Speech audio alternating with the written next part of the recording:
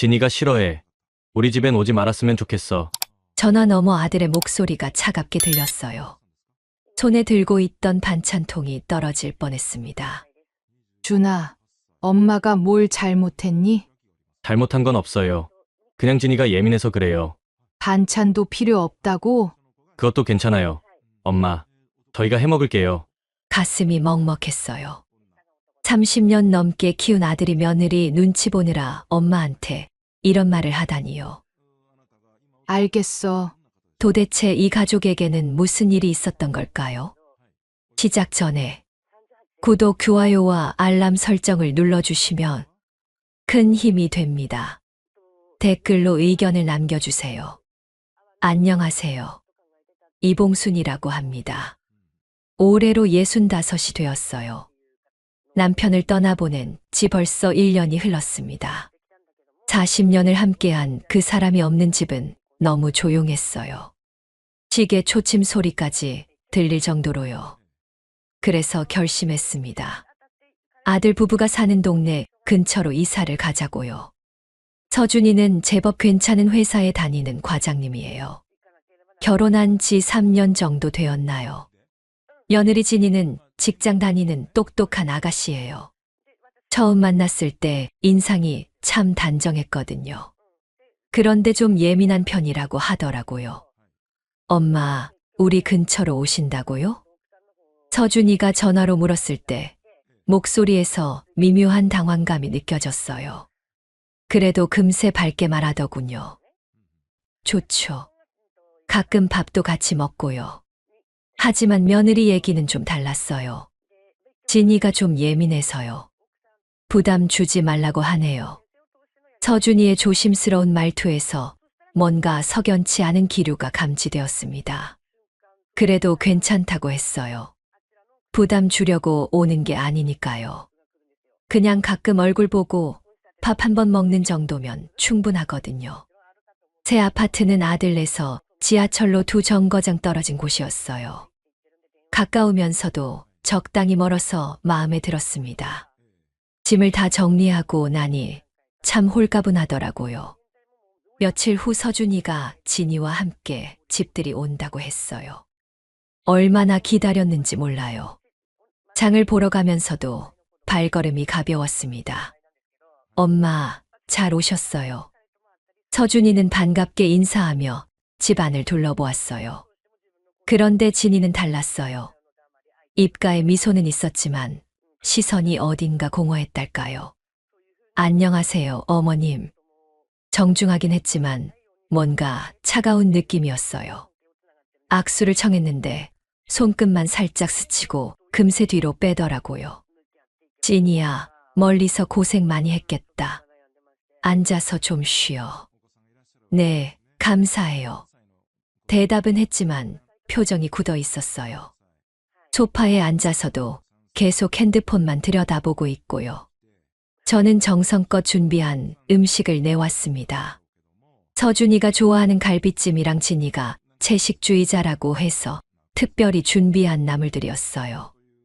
우와, 엄마 요리 정말 오랜만이에요. 서준이는 진짜 맛있게 먹어주었어요. 그런데 진이는 젓가락질이 영 어색했어요. 음식을 이리저리 뒤적거리기만 하고 입에는 거의 안 가져가더라고요. 입에 안 맞나? 조심스럽게 물었더니 고개를 저으며 대답했어요. 아니에요. 맛있어요. 그런데 표정은 전혀 그렇지 않았어요. 뭔가 억지로 참고 있는 것 같았달까요. 식사 내내 대화가 끊어지는 순간이 많았어요. 서준이가 회사 얘기를 하면 맞장구를 치고 진이에게 직장 이야기를 물어보면 네, 아니요 정도의 짧은 대답뿐이었어요. 진이야, 혹시 불편한 게 있으면 언제든 말해. 네, 알겠어요. 역시나 성의 없는 대답이었어요. 그 순간 진이가 서준이를 힐끗 쳐다보는 걸 봤어요. 뭔가 신호를 보내는 것 같았달까요. 엄마, 저희가 이제 가봐야 할 것 같아요. 내일 일찍 출근해야 해서요. 서준이가 일어서며 말했어요. 아직 2시간도 안 됐는데 벌써 가겠다니요. 그래, 벌써.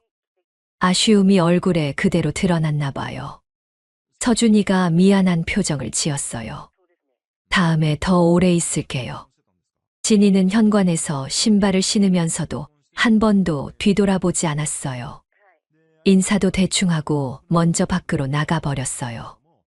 엄마, 진이가 좀 피곤해서 그래요. 서준이가 변명하듯 말했어요. 하지만 그게 진짜 피곤함 때문인지는 의문이었어요. 문을 닫고 나니 갑자기 집이 텅 빈 것 같았어요. 설거지를 하면서 곰곰 생각해 봤습니다. 진이는 왜 저렇게 경계하는 걸까요? 뭔가 잘못했나 싶어서 되돌아봐도 특별히 실수한 게 없는데요. 며느리도 적응이 필요하겠지. 스스로를 달래며 설거지를 마쳤어요. 그런데 마음 한구석이 이상했어요. 뭔가 앞으로 쉽지 않을 것 같은 불안한 기분이 들었거든요. 창밖을 보니 아들 부부가 걸어가는 모습이 보였어요. 서준이는 뭔가 말하고 있는 것 같았고, 진이는 고개를 젓고 있었어요. 멀리서 봐도 편안한 분위기는 아니었습니다. 그날 밤 잠자리에 누워서도 계속 진이의 차가운 눈빛이 떠올랐어요. 혹시 제가 너무 성급했나 싶기도 하고, 아니면 진짜 시간이 지나면 나아질까 싶기도 하고요. 하지만 가슴 한편에서는 이미 예감하고 있었어요. 이건 시간 문제가 아닐 거라는 거요. 집들이를 다녀온 지 열흘 정도 지났을 때였어요. 냉장고를 정리하다가 서준이가 좋아하는 도라지 무침이 생각났습니다. 예전에 해줬을 때 정말 맛있다고 하면서 2그릇이나 비웠거든요. 오랜만에 반찬 좀 해서 갖다 줄까? 혼잣말을 하면서도 기분이 좋아졌어요. 시장에서 싱싱한 도라지를 골라 사고 무나물과 시금치 나물도 함께 준비했습니다. 정성껏 무치고 간을 맞추느라 오전 내내 부엌에서 보냈어요. 반찬통에 예쁘게 담아서 가방에 넣고는 서준이에게 전화를 걸었습니다. 준아, 엄마야. 반찬 좀 해놨는데 갖다 줄까? 그런데 전화 너머 서준이의 목소리가 이상했어요. 평소보다 훨씬 조심스럽고 어색했달까요? 엄마 잠깐만요. 뭔가 누군가와 이야기하는 소리가 희미하게 들렸어요. 진이의 목소리 같았는데 정확히는 알 수 없었습니다. 엄마, 다시 받았어요. 다시 전화를 받은 서준이의 음성은 더욱 어둠침침했어요. 그 엄마, 오늘은 좀 안 될 것 같아요. 왜? 무슨 일 있어? 아니에요. 그냥 진이가 좀 피곤해서요. 또 진이 얘기였어요. 하지만 반찬 갖다 주는 게 뭐가 그리 피곤한 일인지 이해가 안 됐어요. 그럼 문 앞에 놔둘게. 진이한테는 인사만 하고 올게. 아니에요, 엄마. 그것도 줘. 서준이가 말을 흐렸어요. 그 순간 가슴이 철렁했습니다. 뭔가 심상치 않은 기운이 느껴졌거든요. 준아, 무슨 일이야? 엄마한테 솔직히 말해봐. 한참 동안 정적이 흘렀어요. 서준이가 깊은 한숨을 쉬는 소리가 들렸습니다. 엄마, 진이가 싫어해요. 뭘 싫어한다는 거야? 엄마가 자주 오시는 거요. 우리 집에 오지 말았으면 좋겠다고 해요. 귀를 의심했어요. 방금 뭐라고 했나 싶어서 다시 물었어요. 뭐라고? 진이가 부담스러워해요. 신혼이라서 그런 것 같아요. 신혼이라니요.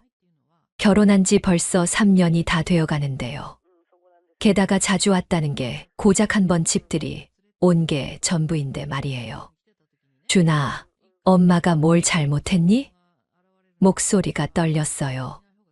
어디서부터 뭐가 잘못된 건지 도무지 알 수가 없었거든요. 잘못한 건 없어요. 그냥 진이가 예민해서 그래요. 그러면서도 서준이는 변명처럼 들렸어요. 마치 진이의 눈치를 보면서 말하는 것 같았습니다. 그럼 반찬은 어떻게 할까? 이미 다 만들어놨는데. 그것도 괜찮아요, 엄마.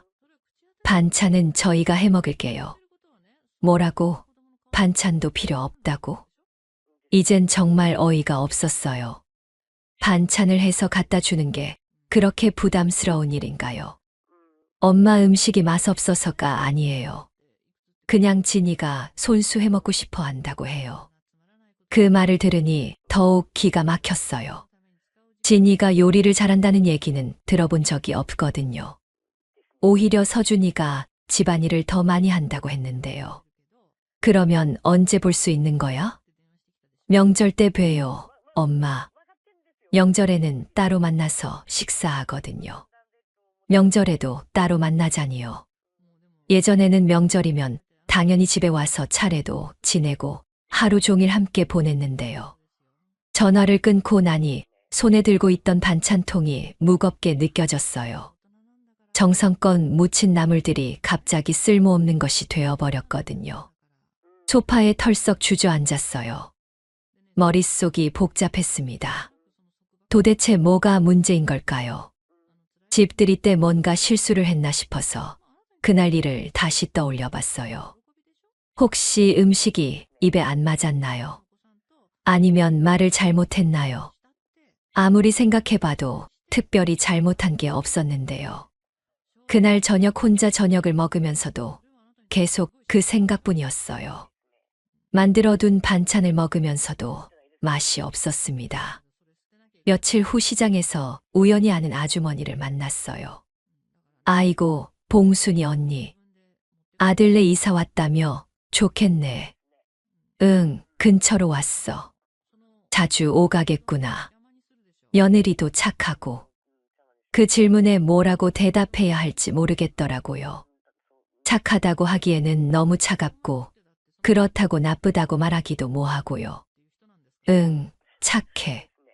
억지로 웃으면서 대답했어요. 하지만 속으로는 정말 그런지 의문이었습니다. 집에 돌아와서도 우울했어요. 냉장고에는 아직도 그때 만든 반찬이 그대로 있었거든요. 혼자 먹기에는 너무 많이 만들어 놔서 반은 버려야 할 것 같았어요. 그런데 더 속상한 건 음식이 아니었어요. 서준이가 진이 편만 드는 것 같아서였습니다. 예전에는 그런 애가 아니었는데요. 엄마한테 뭔가 부당한 일이 있으면 먼저 나서서 감싸주곤 했거든요. 결혼하면 달라지는구나. 혼잣말을 하면서도 씁쓸했어요. 아들도 이제 남편이 되었으니 아내 편을 드는 게 당연한 건가요? 밤늦게 서준이한테서 문자가 왔어요. 엄마, 이해해 주세요. 진이가 적응하면 괜찮아질 거예요. 문자를 보니 더욱 기분이 이상했어요. 적응한다는 게 뭘까요? 시어머니한테 적응한다는 게 도대체 무슨 의미인지 모르겠더라고요. 이불을 덮고 누워서도 잠이 오지 않았어요. 계속 진이의 차가운 표정이 떠올랐습니다. 그리고 서준이의 어색한 목소리도요. 내가 뭘 그렇게 잘못했나? 천장을 바라보면서 자꾸 그 생각이 들었어요. 혹시 제가 모르는 사이에 진이한테 상처를 준 건 아닐까요? 하지만 아무리 생각해봐도 답이 나오지 않았어요. 그냥 처음부터 저를 좋아하지 않는 것 같았거든요. 새벽녘에 잠깐 잠이 들었는데 꿈에서도 진이가 나왔어요. 냉정한 표정으로 오지 마세요라고 말하는 꿈이었습니다. 깨어나니 가슴이 답답했어요. 이건 단순한 오해나 시간이 해결해 줄 문제가 아닌 것 같았거든요. 뭔가 더 큰 일이 기다리고 있는 것 같은 불안감이 몰려왔습니다. 그날 이후로 서준이의 연락이 눈에 띄게 줄었어요. 예전에는 일주일에 한두 번씩 안부 전화를 했는데 이제는 한 달에 한 번 받기도 어려웠습니다. 준아, 엄마야. 전화를 걸면 항상 바쁘다는 대답이 돌아왔어요. 엄마, 죄송해요. 요즘 회사 일이 너무 많아서요. 나중에 다시 전화드릴게요. 하지만 나중에 전화가 오는 경우는 거의 없었어요. 문자를 보내도 답장은 간소했습니다. 네, 알겠어요. 괜찮아요. 같은 짧은 말뿐이었죠. 더 속상한 건 따로 있었어요. 아파트 주민 게시판에서 우연히 본 공지였습니다. 젊은 부부 모임, 월 1회 정기 모임이라고 적혀 있었어요. 그런데 서준이네가 그 모임에 참여하고 있다는 걸 옆집 아주머니한테서 들었거든요. 봉순 씨 아들네도 그 모임에 나가더라고요. 며느리가 적극적이던데요. 그래요? 응, 지난주에도 봤는데 진이가 앞장서서 뭔가 준비하고 있던데요. 그 말을 듣고 나니 더욱 기분이 이상했어요. 진이가 다른 사람들과는 활발하게 지내면서 왜 저한테만 그러는 걸까요? 며칠 후 경로당에서 만난 김순자 언니한테 하소연을 했어요. 요즘 며느리들이 다 그래. 시어머니 무시하는 거 아무것도 아니야. 순자 언니도 비슷한 경험이 있다고 했어요. 우리 며느리도 처음에는 그랬어. 아들이 눈치 보느라 엄마한테 연락도 못 하더라고. 그래도 나중에는 괜찮아졌어요? 시간이 많이 걸렸지. 한 2년. 그런데 봉순이 경우는 좀 다른 것 같은데. 순자 언니의 말이 마음에 걸렸어요. 뭔가 다르다는 게 무슨 의미일까요? 집에 돌아와서 혼자 저녁을 먹는데 갑자기 외로움이 몰려왔어요. 예전에는 서준이가 가끔 들러서 함께 밥을 먹곤 했는데 이제는 그런 일도 없어졌거든요. 핸드폰을 들여다보다가 우연히 진이의 SNS를 보게 되었어요. 서준이가 예전에 보여준 적이 있어서 이름을 알고 있었거든요. 별 생각 없이 들어가 봤는데 깜짝 놀랐습니다. 며칠 전에 올린 글이었어요. 주말만큼은 조용히 쉬고 싶다. 시댁 스트레스 때문에 머리가 아파 죽겠네. 왜 결혼하면 이런 걸 감당해야 하는 건지. 그 아래 댓글들을 보니 더욱 기가 막혔어요. 언니 마음 이해해. 나도 똑같아. 시어머니들은 정말 이해가 안 가. 참지 마. 남편한테 확실히 말해. 가슴이 철렁했어요. 시댁 스트레스라니요. 제가 뭘 그렇게 스트레스를 준 걸까요? 반찬 한 번 갖다 주겠다고 한 게 그렇게 큰 스트레스였나요? 댓글을 더 읽어보니 속이 뒤틀렸어요. 시어머니가 자주 와서 힘들어 죽겠다. 신혼인데 왜 이해를 못하지? 이건 분명히 저 얘기였어요. 자주 온다는 게 고작 한 번 집들이 간 게 전부인데 말이에요. 핸드폰을 내려놓고 한참 동안 멍하니 앉아 있었어요. 그동안 진이가 겉으로는 예의를 지키는 척했지만 속으로는 이렇게 생각하고 있었던 거예요. 더 충격적인 건 서준이었어요. 분명히 이 글을 봤을 텐데 왜 아무 말도 안 했을까요? 아내가 엄마를 이렇게 공개적으로 비난하는데도 그냥 넘어간 걸까요? 그날 밤 잠을 이룰 수 없었어요. 그동안의 일들이 주마등처럼 스쳐 지나갔습니다. 서준이를 키우느라 고생했던 시간들, 며느리를 좋은 딸처럼 맞아주려 했던 마음들이 모두 헛된 것이었나 싶었어요. 이틀 후 서준이한테 전화를 걸었어요. 준아, 엄마야. 잠깐 시간 있니? 네, 엄마. 무슨 일이세요? 목소리가 평소보다 더 조심스러웠어요. 뭔가 예감하는 것 같았습니다. 진이가 SNS에 올린 글 봤니? 한참 동안 정적이 흘렀어요. 서준이가 깊게 한숨을 쉬는 소리가 들렸습니다. 아, 그걸 보셨구나. 그게 다 엄마 얘기지. 엄마, 진이가 좀 예민해서 그래요. 아기가 있어서 쓴 글은 아니에요. 또 진이 편을 드는군요. 아기가 없다니요. 시어머니를 공개적으로 비난하는 게 아기가 아니라면 뭔가요? 그럼 준이는 괜찮다고 생각해. 엄마도 이해해 주세요.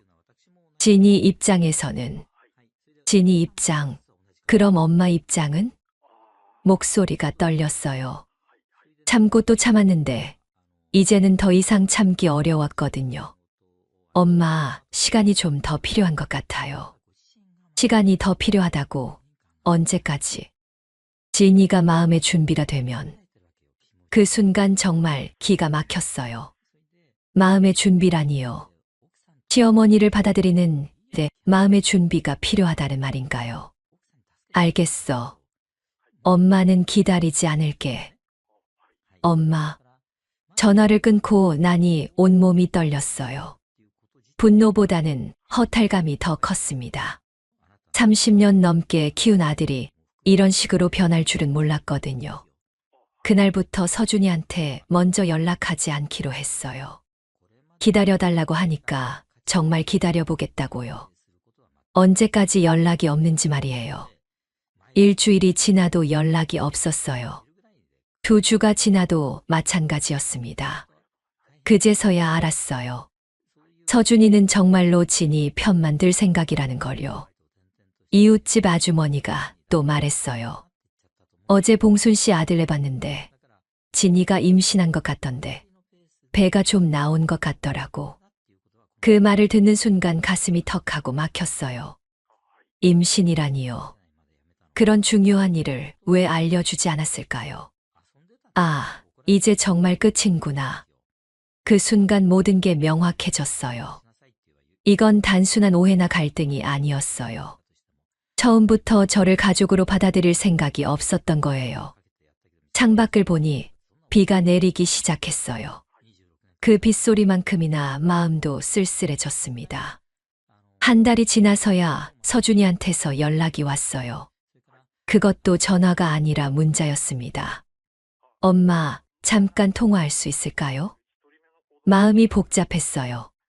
한편으로는 반가우면서도 다른 한편으로는 또 무슨 얘기를 할지 걱정이 됐거든요. 엄마, 안녕하세요.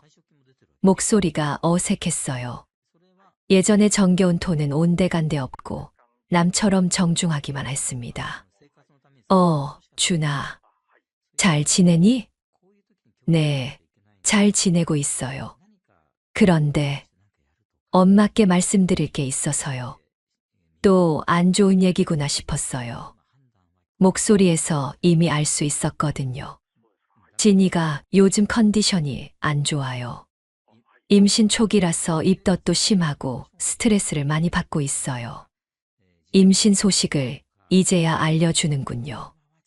이웃집 아주머니한테서 들었지만 모른 척했어요. 그래, 임신했구나. 축하한다. 감사해요. 그런데 진이가 엄마 전화 받는 것도 부담스러워해요. 뭐라고? 귀를 의심했어요. 전화 받는 것도 부담스럽다니요. 임신부는 스트레스를 받으면 안 되잖아요. 진이가 엄마 전화를 받으면 긴장을 많이 해서요. 그럼 진이가 받지 말고 너만 받으면 되잖아. 그것도 진이가 싫어해요. 제가 엄마와 통화하는 것 자체를 부담스러워한다고 해요. 정말 기가 막혔어요. 아들과 엄마가 통화하는 것도 싫어한다는 게 말이 되나요?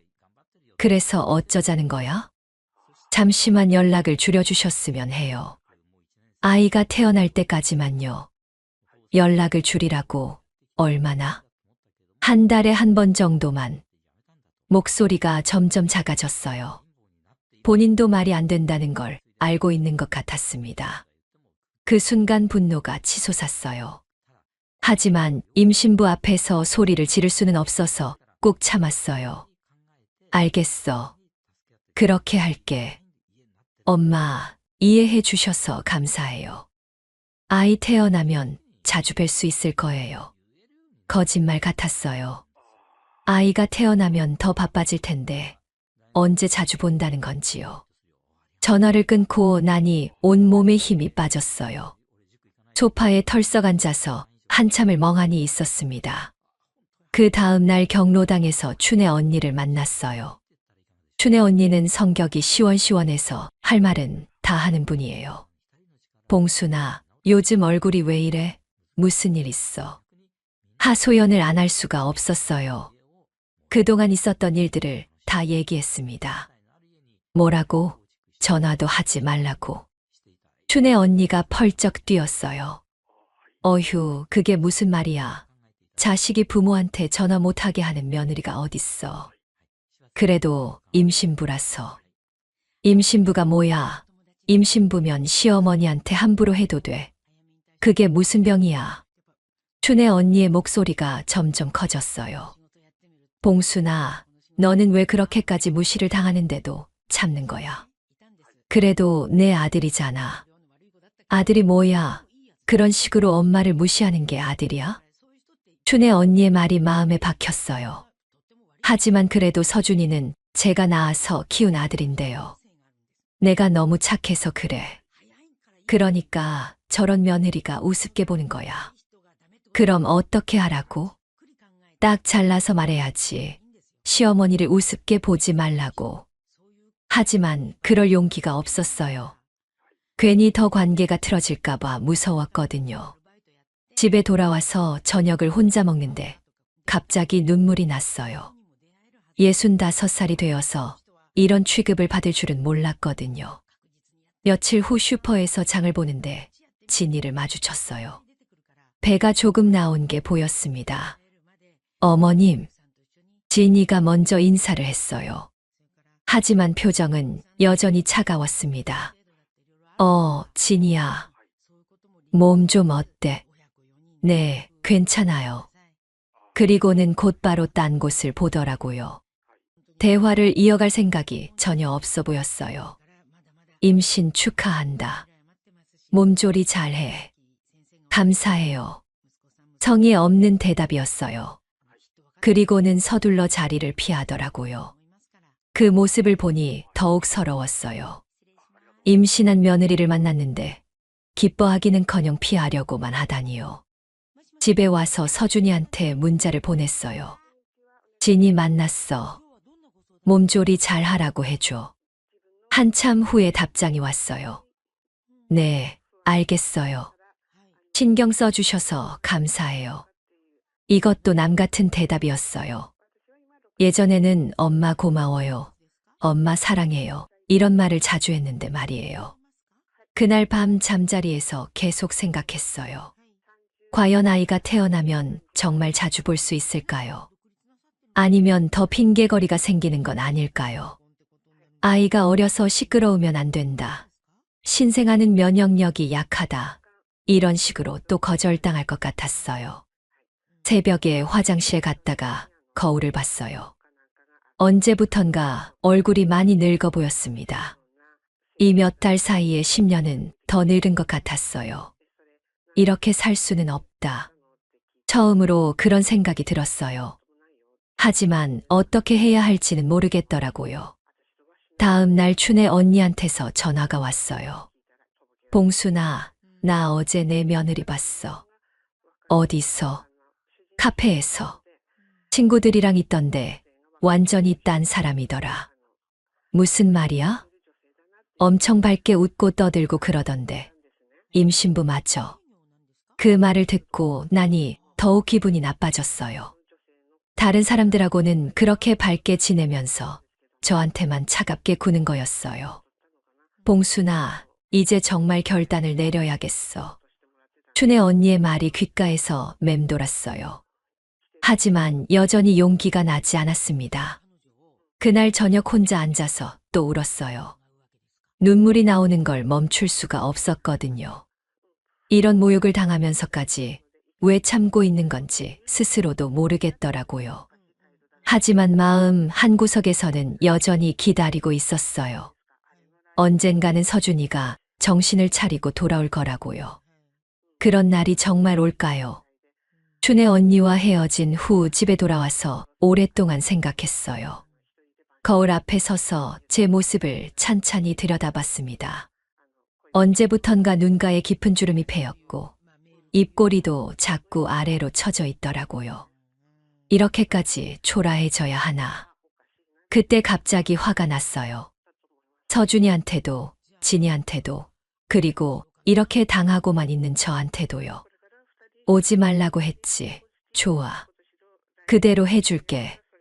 거울 속 제 모습에게 중얼거렸어요. 그 순간 뭔가 단단한 것이 가슴 속에서 자리 잡는 것 같았습니다. 그날부터 달라졌어요. 서준이한테 먼저 연락하지 않았습니다. 예전에는 며칠만 연락이 없어도 안부가 궁금해서 전화를 걸곤 했는데 이제는 그러지 않았어요. 냉장고를 정리하다가 서준이가 좋아하는 멸치볶음 재료가 보였어요. 예전 같으면 당장 만들어서 갖다 줬을 텐데 그냥 지나쳤습니다.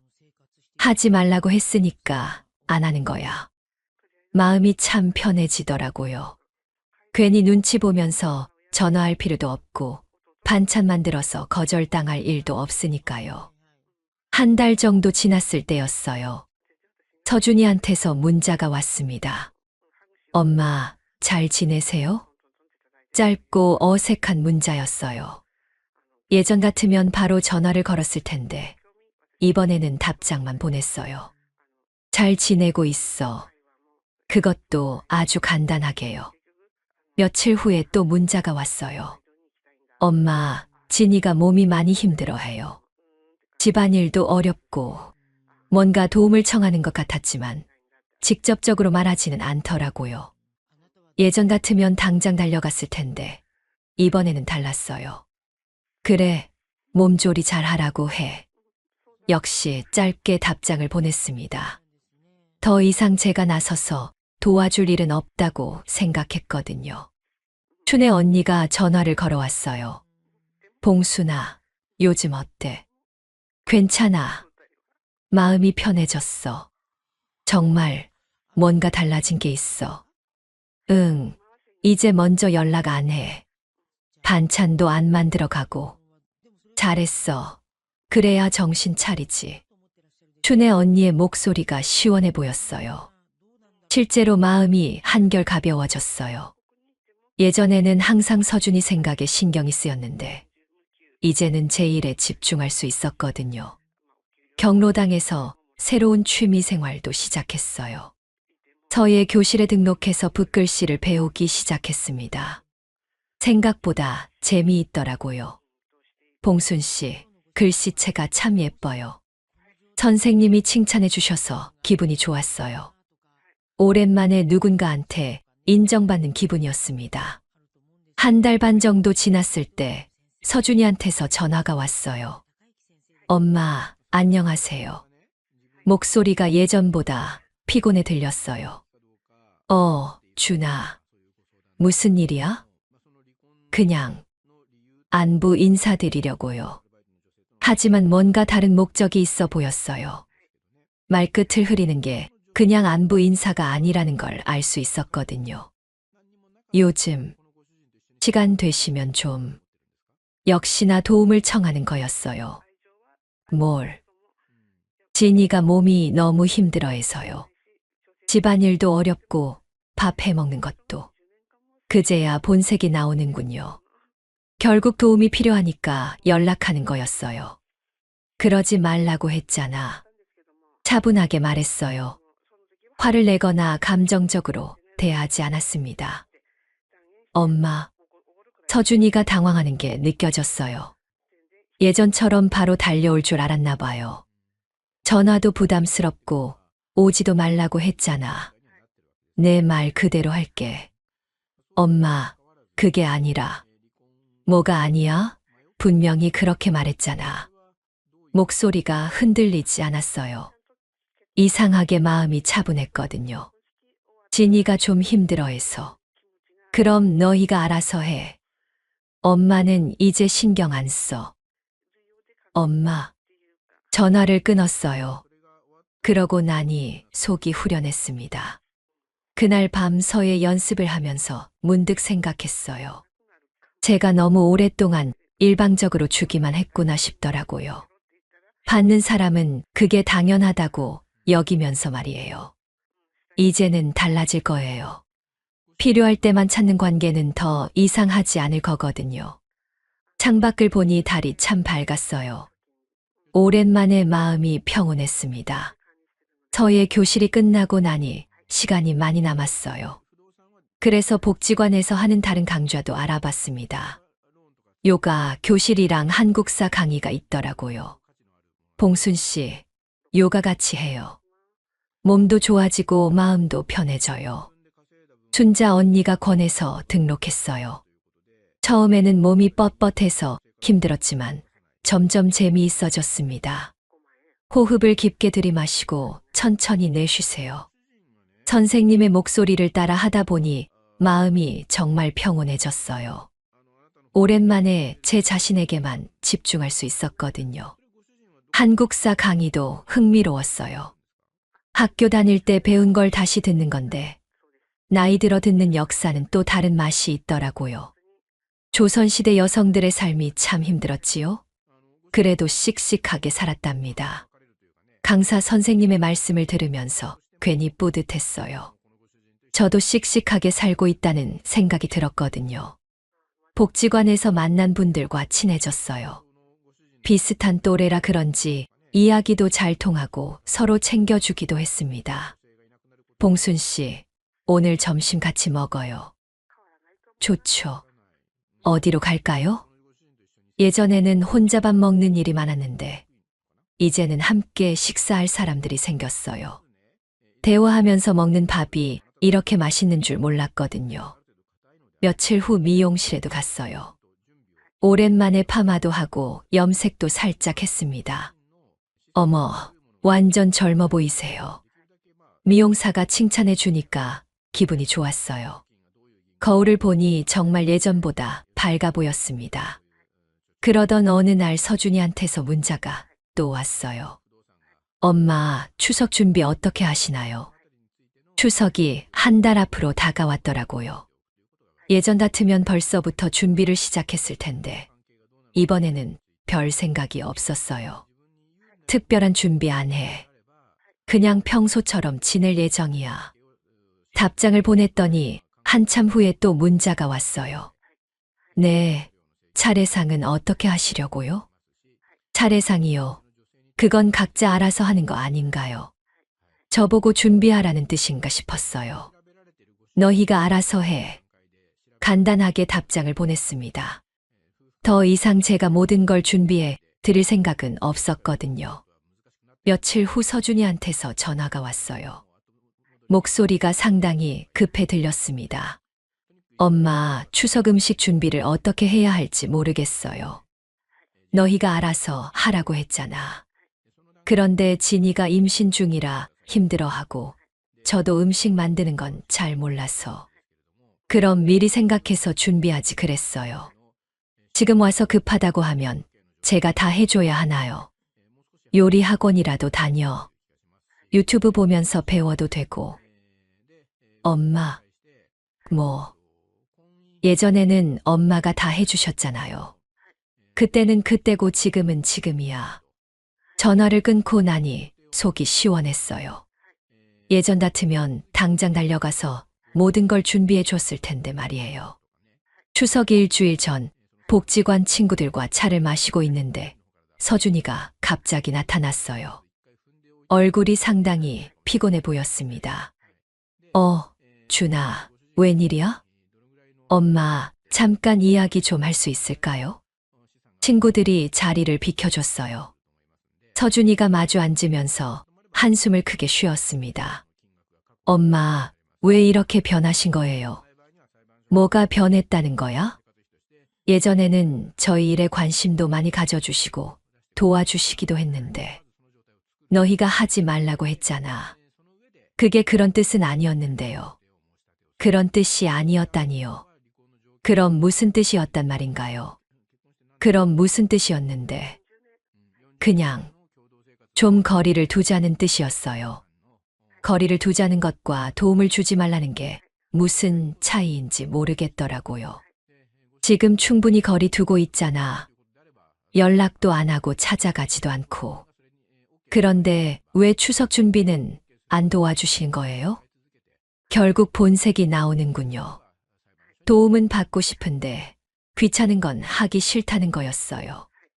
내가 원했잖아. 오지 말고 연락도 줄이라고.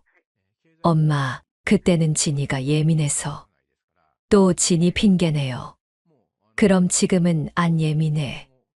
지금은 좀 다르죠. 도움이 필요한 상황이니까요. 정말 어이가 없었어요. 필요할 때만 찾겠다는 말이네요. 준아, 엄마가 뭐야? 필요할 때만 부르는 파출부야? 그게 아니라. 그럼 뭐야? 평소에는 스트레스 주니까 오지 말라고 하더니 일손이 필요하니까 이제 와서 도와달라고? 서준이의 얼굴이 빨개졌어요. 할 말이 없는 모양이었습니다. 엄마, 제가 잘못 생각했나 봐요. 그래, 잘못 생각한 거 맞아. 그럼 이제 어떻게 하면 될까요? 모르겠어. 내가 알아서 해. 그러고는 자리에서 일어났어요. 더 이상 이야기할 게 없었거든요. 엄마. 서준이가 부르는 소리가 들렸지만 돌아보지 않았어요. 집에 돌아와서 생각해보니 참 기분이 좋았어요. 처음으로 제 마음을 똑똑히 말할 수 있었거든요. 그날 저녁 춘혜 언니한테 전화를 걸었어요. 언니, 오늘 서준이한테 확실히 말했어. 뭐라고? 필요할 때만 찾지 말라고. 잘했어. 그래야 정신 차리지. 춘혜 언니의 목소리가 시원해 들렸어요. 며칠 후 복지관에서 만난 분들한테도 얘기했더니 모두들 제 편을 들어줬어요. 봉순 씨가 너무 착해서 그런 거예요. 이제라도 정신 차린 게 다행이에요. 맞아요. 자식이라고 무조건 받아주기만 하면 안 되죠. 그 말들을 들으니 제 선택이 옳았다는 확신이 들었어요. 이제는 정말 달라질 거예요. 일방적으로 주기만 하는 관계는 끝난 거거든요. 창밖을 보니 하늘이 참 맑았어요. 마음도 그만큼 맑아진 것 같았습니다. 추석이 지나고 일주일 후 서준이한테서 문자가 왔어요. 엄마, 저희가 집에 찾아가도 될까요? 진이랑 함께 인사드리고 싶어요. 한참을 들여다봤어요. 뭔가 다른 의도가 있는 것 같았지만 거절할 이유는 없었습니다. 그래. 짧게 답장을 보냈어요. 이틀 후 서준이와 진이가 함께 왔어요. 진이의 배가 제법 많이 나와 있었습니다. 두 사람 다 어색한 표정이었어요. 안녕하세요, 어머님. 진이가 먼저 인사를 했어요. 목소리가 평소보다 높았는데 뭔가 억지로 밝게 하려는 것 같았습니다. 들어와. 거실로 안내했어요. 예전 같으면 차부터 대접하고 과일이라도 깎아줬을 텐데 이번에는 그냥 앉아 있었습니다. 엄마, 그동안 죄송했어요. 서준이가 고개를 숙이며 말했어요. 진짜 미안해하는 것 같았습니다. 무엇이? 저희가 엄마 마음을 몰라드린 것 같아요. 진이도 고개를 끄덕였어요. 하지만 표정이 어색했습니다. 맞아요, 어머님. 저도 임신하면서 예민했었는데 어머님께 섭섭하게 해드린 것 같아요. 목소리는 정중했지만 눈빛이 진심 같지 않았어요. 마치 대본을 읽는 것 같았습니다. 그래서 앞으로는 잘해보려고 해요. 가족이니까요. 진이가 억지 미소를 지으며 말했어요. 하지만 제가 보기에는 전혀 진심이 아니었습니다. 준이는 어떻게 생각해? 저도 엄마 말씀이 맞았어요. 제가 너무 진이 눈치만 봤던 것 같아요. 서준이의 목소리에는 진심이 느껴졌어요. 하지만 이미 늦었습니다. 내가 너희에게 원한 건 도움도 기대도 아니었어. 두 사람이 조용해졌어요. 그냥 가족으로 대하는 마음이었지. 그게 그렇게 어려운 일이었나? 진이의 표정이 굳어지기 시작했어요. 뭔가 예상과 다른 흐름인 것을 눈치챈 모양이었습니다. 엄마, 정말 죄송해요. 이제라도 정신 차렸으니까 기회를 주세요. 서준이가 간절하게 말했어요. 눈가에 눈물이 맺혀 있었습니다. 기회를 달라고. 뭔 기회? 예전처럼 지내고 싶어요. 엄마랑 자주 만나고 밥도 같이 먹고. 예전처럼이라니요. 예전에는 제가 일방적으로 주기만 했는데 말이에요. 예전으로 돌아갈 생각은 없어. 네. 서준이가 당황했어요. 진이도 마찬가지였습니다. 이제부터는 서로 필요할 때만 연락하자. 부담 주지 않게. 엄마, 그게 무슨. 내가 원했던 거 아니야. 거리를 두자고 했잖아. 진이가 불안한 표정으로 서준이를 쳐다봤어요. 뭔가 계획과 다르게 흘러가고 있었거든요. 어머님, 그건 제가 임신 초기라서 예민했던 거예요. 지금은 많이 안정되었어요. 진이가 다급하게 말했어요. 하지만 그 말도 믿기 어려웠습니다. 그래, 그럼 이제부터는 안 예민할 거라고 보장할 수 있어. 네, 물론이죠. 하지만 확신이 없어 보였어요. 그때 중요한 얘기를 할 때가 왔다고 생각했어요. 그런데 말이야, 엄마가 결정한 게 하나 있어. 무슨 결정이요? 서준이가 궁금해했어요. 엄마 명의로 된 적금이랑 부동산 있잖아. 진이의 눈빛이 갑자기 번쩍였어요. 역시 그쪽에 관심이 있었군요. 네, 알고 있어요. 원래는 준이한테 다 물려줄 생각이었는데 생각이 바뀌었어. 네. 두 사람이 동시에 놀란 표정을 지었어요. 엄마, 노후 자금으로 쓸 거야. 좋은 곳에서 편하게 살면서. 진이의 얼굴이 창백해졌어요. 서준이도 말을 못하고 있었습니다. 어머님, 그게 무슨 말씀이세요? 진이가 다급하게 물었어요. 평소의 차가운 톤은 완전히 사라졌습니다. 무슨 말이긴. 내 돈 내가 쓰겠다는 거지. 하지만 아들한테 물려주는 게 당연한 거 아닌가요? 진이의 본성이 드러나기 시작했어요. 역시 돈 때문에 참고 있었던 거군요. 당연한 게 어딨어. 내가 고생해서 모은 돈인데. 엄마, 설마. 서준이가 말을 잇지 못했어요. 응, 벌써 상담 받아봤어. 시니어 전용 아파트로 이사갈 예정이야. 진이가 서준이를 째려봤어요. 뭔가 신호를 보내는 것 같았습니다. 엄마, 우리 때문에 그러신 거예요. 아니야. 엄마 앞으로의 삶을 위해서야. 하지만 저희는 아이도 태어날 예정이고 집값도 올라서 경제적으로 힘든데. 진이가 본색을 드러냈어요. 역시 돈이 목적이었군요. 그건 너희가 알아서 할 일이지 엄마가 책임질 일은 아니야. 어머님, 진이가 목소리를 높였어요. 이제 가면을 완전히 벗어던진 모양이었습니다. 진이야, 진정해. 서준이가 말렸지만 소용없었어요. 아니에요. 시어머니가 그렇게 하는 게 어딨어요. 너 지금 뭐라고 했어? 제가 조용히 물었어요. 진이가 갑자기 당황한 표정을 지었습니다. 아, 죄송해요. 제가 너무 흥분했나 봐요. 하지만 이미 늦었어요. 본성이 다 드러났거든요. 이제 알겠네. 내가 원하는 게 뭔지. 어머님, 그게 아니라. 됐어. 이제 갈 시간 아니야? 진이 몸도 힘들 텐데. 일어서서 현관으로 향했어요. 두 사람도 어쩔 수 없이 따라왔습니다.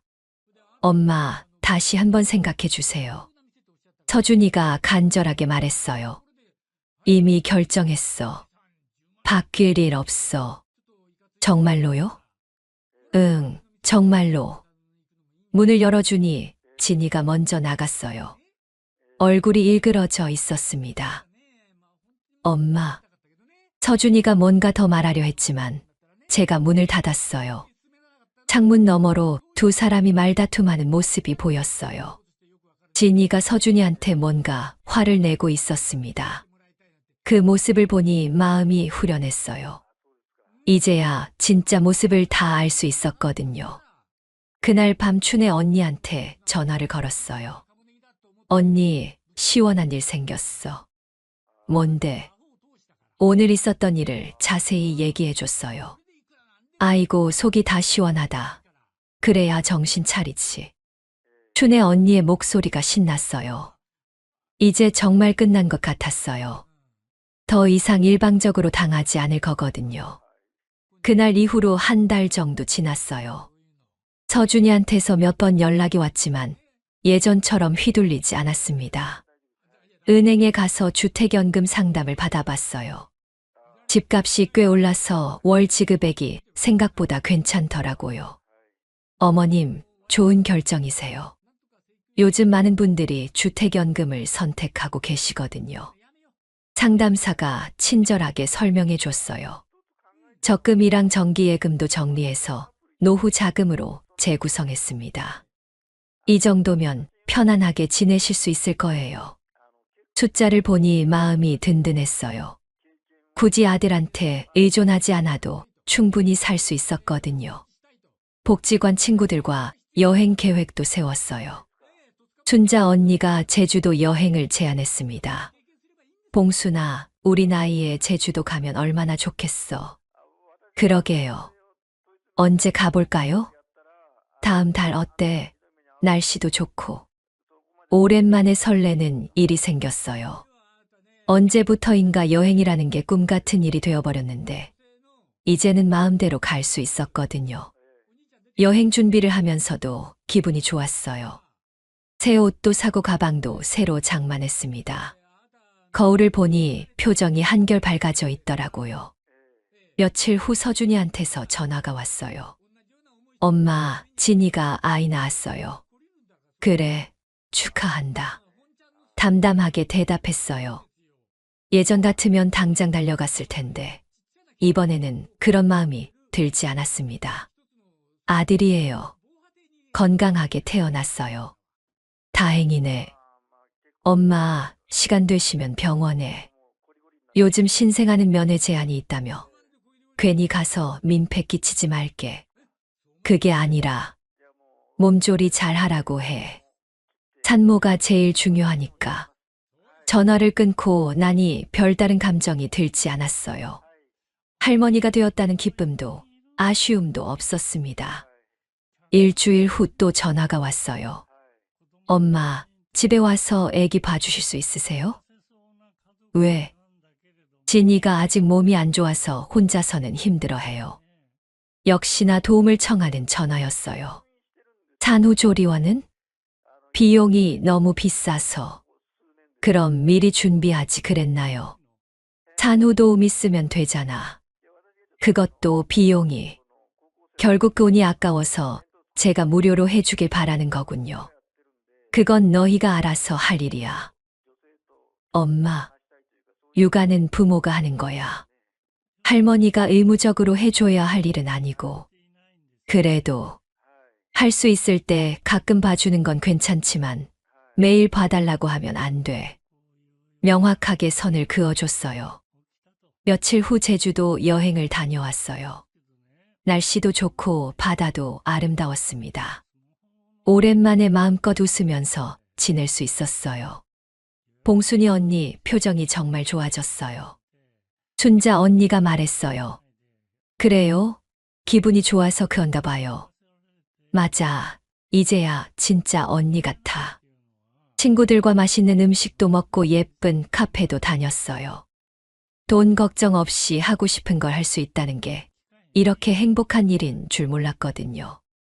여행에서 돌아온 후 서예에 작품을 하나 완성했어요. 자유자재라는 글씨였습니다. 선생님이 칭찬해 주셔서 액자에 넣어 거실에 걸어놨어요. 어느 날 길에서 우연히 진이를 만났어요. 아기를 유모차에 태우고 있었는데 얼굴이 많이 지쳐 보였습니다. 어머님, 인사는 했지만 예전만큼 차갑지는 않았어요. 뭔가 기가 죽어 있는 것 같았습니다. 진이야, 몸은 괜찮니? 네, 괜찮아요.